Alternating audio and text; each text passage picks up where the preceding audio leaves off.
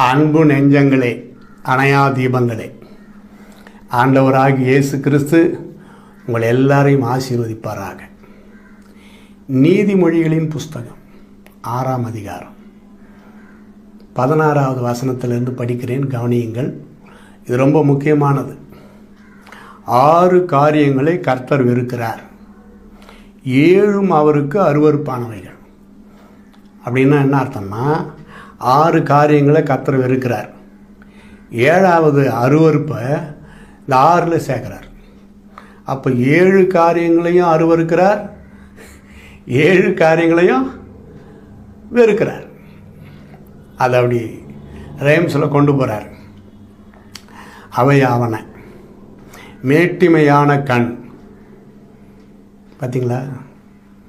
எ proud spirit, நம்ம தான் எல்லாம் அப்படின்ற ஒரு ப்ரவுட் ஸ்பிரிட், அது இருக்கவே கூடாது.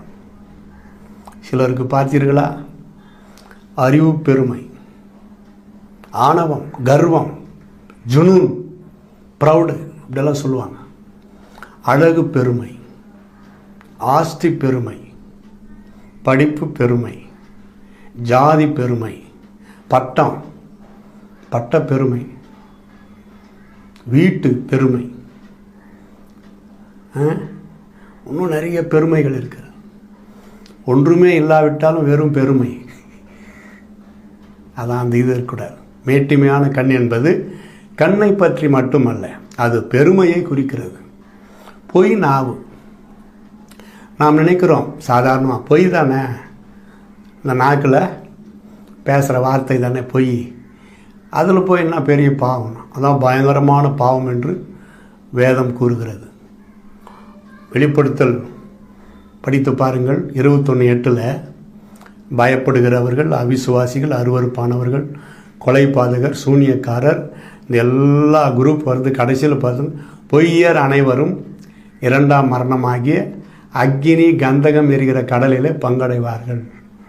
பொய்யர் அனைவரும் தீர்க்கதரிசியாக இருந்தாலும் சரி, என்னை போன்ற சுவிசேஷகராக இருந்தாலும் சரி, போதகராக இருந்தாலும் சரி, அது விசுவாசியாக இருந்தாலும் சரி, பிஷப்பாக இருந்தாலும் சரி, பொய்யர் அனைவரும்.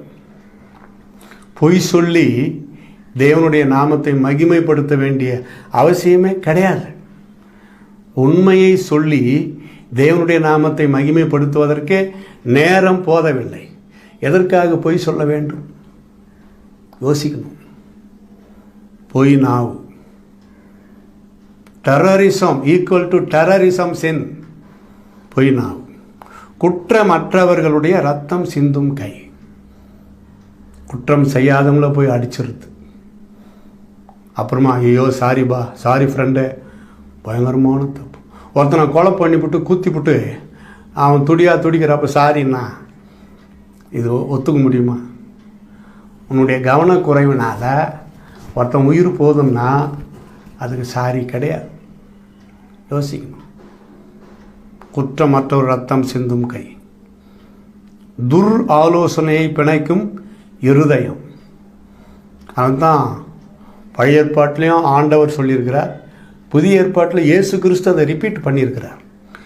எல்லாவற்றை காட்டிலும் இருதயமே திருக்குள்ளதும் மகா கேடுள்ளதுமாக இருக்கிறது. அதை அறியத்தக்கவன் யார்? பொல்லாங்கு, விபச்சாரம், வேசித்தனம், பொருளாசை, இதெல்லாம் சேர்ந்து வருதான் இருதயத்திலிருந்து தான். இருதயத்தின் நிறைவினால் வாய் பேசும். சொல்லுவாங்க, நான் மனசில் என்னமோ நல்லா தான் நினச்சேன், வாயில் தெரியாமல் வந்துடுச்சு எனக்கு வார்த்தை வாயில் தான் வரும்.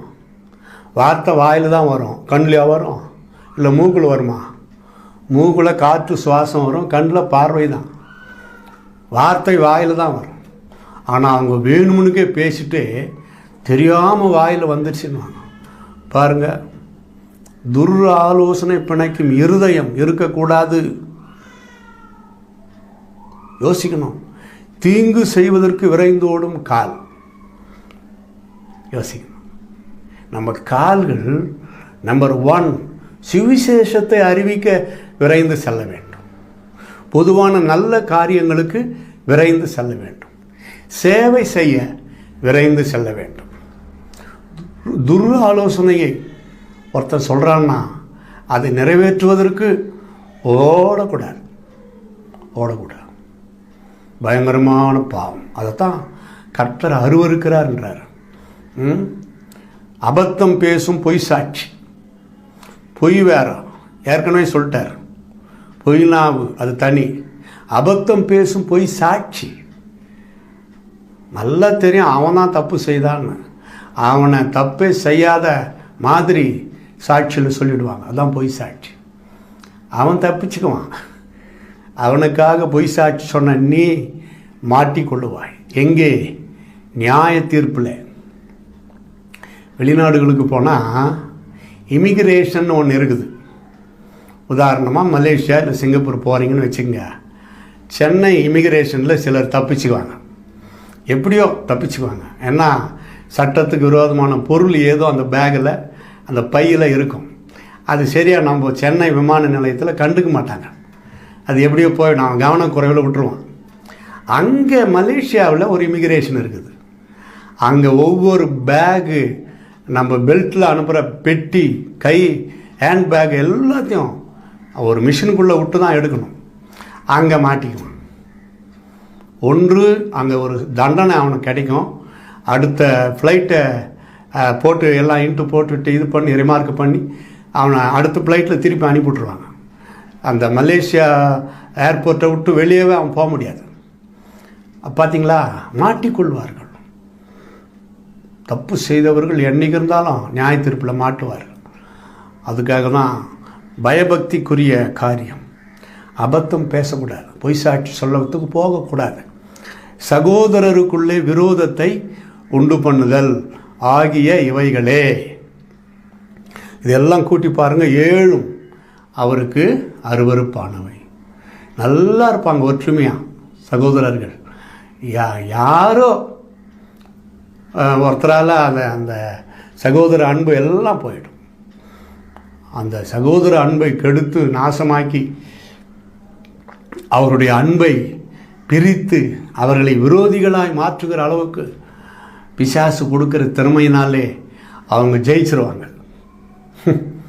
என் கணவரையும் அந்த மனிதனையும் பேசாமல் செய்து விட்டேன், அந்த வீட்டிற்கு போகாமல் பண்ணிவிட்டேன், நரகம். சகோதரருக்குள்ளே விரோதத்தை உண்டு பண்ணுதல். நீ சந்தோஷமாக இருக்கலாம், நரகம் உனக்காக காத்திருக்கிறது. சகோதரருக்குள்ள தானே. சகோதரர் கர்த்தருடைய பிள்ளைகள். வேற என்ன? தவறாகவோ சந்தேகப்படும்படியான அளவுக்கோ அவர் போகிறாரா? யோசிக்கணும். உனக்கு சந்தேகம் வந்து அது உன் பாவம், உனக்கு சாபாது. ஆண்டவரே நம்புறப்போ உனக்கு சந்தேகம் வந்தால் சந்தேகம் பிசாசுக்கிட்ட இருந்து வருகிற சாபக்கேடு. நம்பிக்கைக்கு ஆப்போசிட்டு தான் சந்தேகம். உங்கள் நிலைமை என்ன?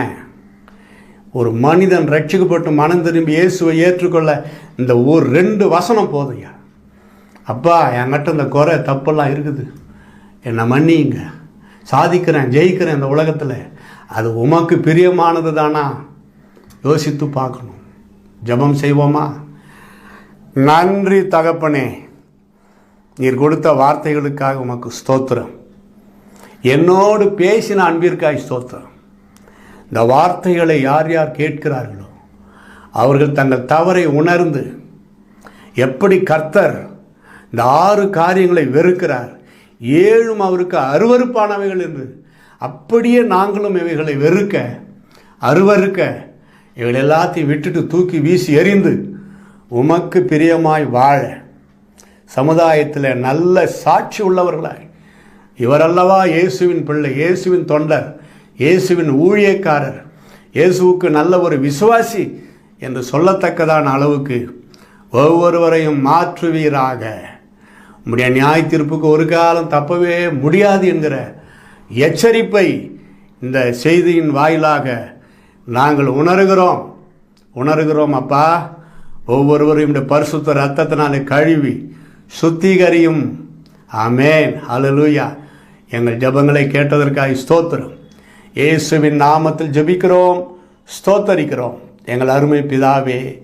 ஆமென், ஆமென்.